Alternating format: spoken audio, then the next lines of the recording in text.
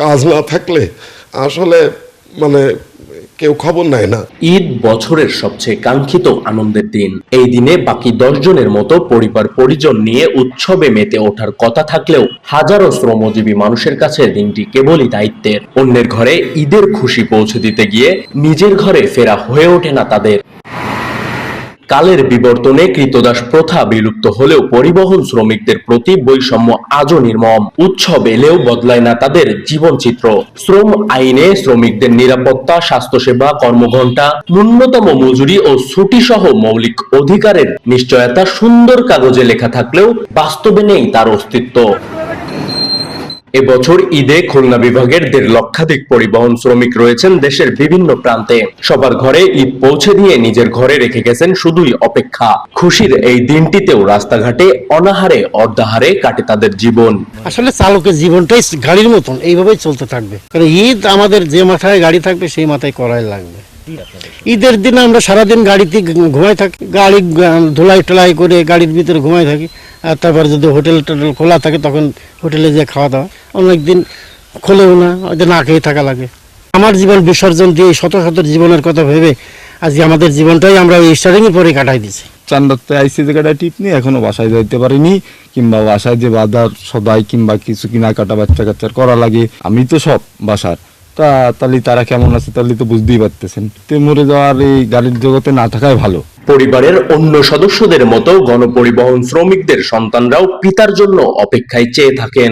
স্ত্রীর পথ চাওয়া যেন দুশ্চিন্তা, অভিমান আর অভ্যাসের মিশেলে গা সহা হয়ে গেছে। ঈদের দিনে একটা আনন্দ সেটা আমাদের মধ্যে আসে না। আমরা ঠিক করে আব্বুর সাথে এক জায়গায় বসে একটু খাওয়া দাওয়া করতে পারি না, আব্বুর সাথে ঘোরাফেরাও করতে পারি না, এটা আমাদের অনেক কষ্ট লাগে। ড্রাইভারের ওয়াইফদের মতো কষ্ট জীবন কারণ নাই, যে বছরের একটা দিনও আমাদের কাছে থাকে না। আমাদের ছেলে পেলে বাচ্চা কাচ্চা নিয়ে আমাদের জীবনটা খুব কষ্টের চলে। এত বিসর্জনের পেছনে শুধুই কি জীবিকার তাগিদ, নাকি শুধু একটু যোগ্য হতে জীবন পার করে দেন শ্রমিকরা?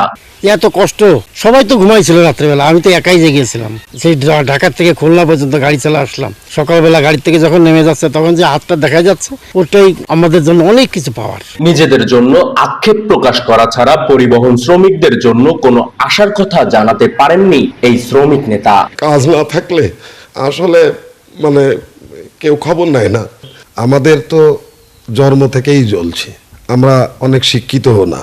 এই পেশা আমরা বেছে নিছি একেবারে, এর থেকে আর বেরোতে পারি না।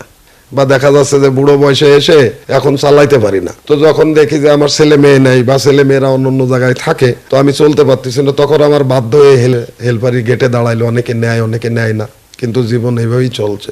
সরকার সদাই হচ্ছে না, সরকারকে করতে দেওয়া হয়নি, তাই মানে সর্বোচ্চ ক্ষতি হবে মালিকদের। কারণ মালিক যখন মাসিক বেতন চালু করবে, তখন মাসিক বেতন চালু করলে একজন চালককে, এখন তো আর সেই 600 টাকার দিন নাই, সেই 600 টাকার মূল্য তো এখন 6 লাখ টাকার সমান। সড়ক পরিবহন আইন 2018 এ নিয়ে অনেক আন্দোলন সংগ্রাম হয়েছে, ফল ভালো আসে নাই। আইন ও বাস্তবতার এই ব্যবধান কমাতে কার্যকর পদক্ষেপ জরুরি বলে মনে করছেন সংশ্লিষ্টরা। ন্যায্য অধিকার নিশ্চিত হলেই হয়তো একদিন ঈদের আনন্দ সবার জন্য সমান হয়ে উঠবে। সাকিন হোসেন, সুবর্ণভূমি, যশোর।